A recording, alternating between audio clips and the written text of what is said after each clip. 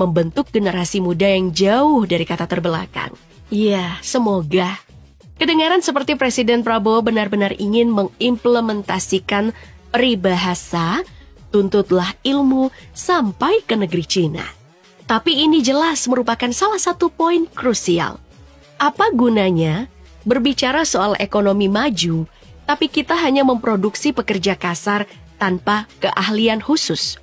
Mungkin juga Presiden terlanjur terkesima dengan Profesor Stella Christie yang merupakan jebolan Tsinghua University di Beijing. Akankah pemerintah mencetak Stella-Stella yang baru dalam waktu dekat? Kalau iya, good job!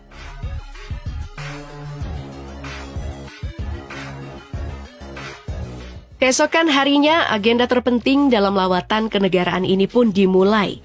Presiden Prabowo kembali bertandang ke Great Hall of People untuk berjumpa dengan Presiden Cina Xi Jinping. Karpet merah digelar, para prajurit berbaris rapi dengan senjata lengkap yang mengkilap.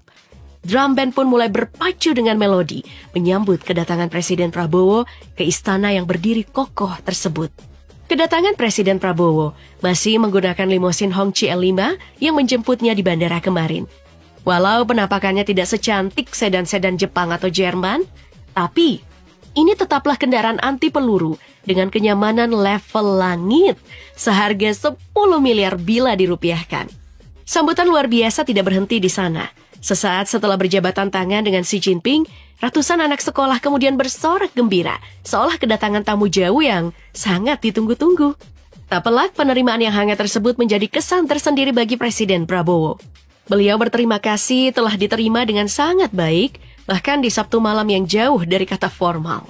I realize that today is a Saturday evening and yet you still receive me with a state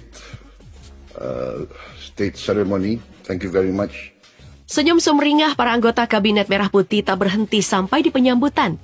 Menteri Perekonomian Airlangga Hartarto membocorkan hasil pembicaraan Presiden Prabowo dengan Presiden Xi Jinping.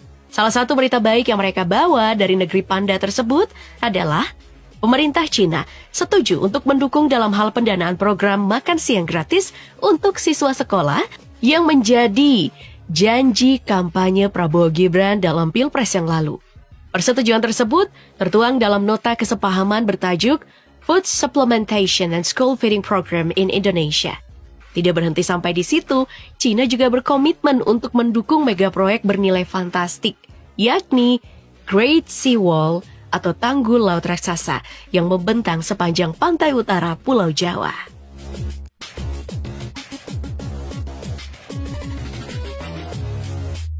Namun, inti dari pertemuan ini adalah jalinan kerjasama di sektor ekonomi biru yang berfokus pada pendalaman dalam sektor yang berbasis maritim, mulai dari energi, solar, sampai tentu di sektor fisheries. Kerjasama tersebut meliputi beberapa nota kesepahaman, termasuk ekspor kelapa segar ke Cina, perikanan tangkap berkelanjutan, hingga soal mineral hijau yang menjadi concern tersendiri dalam perkembangan industri di dunia belakangan ini. Mungkin inilah alasan para pemain-pemain di industri energi turut dibawa serta. Intinya, Presiden ingin agar kerjasama ini menguntungkan kedua belah pihak, serta pro pada rakyat. Melihat gelagat di awal masa jabatan kabinet kali ini, akankah Cina tetap menjadi donatur utama investasi asing di Indonesia? Kemungkinan besar iya. Tapi bagaimana bentuknya, tidak ada yang tahu pasti, selain internal pemerintahan.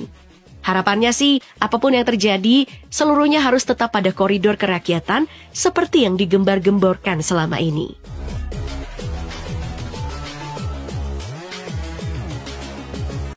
Wajar saja jika Indonesia berhubungan dengan Cina secara ekonomi politik, karena Cina membuktikan kehebatannya dalam pembangunan infrastruktur.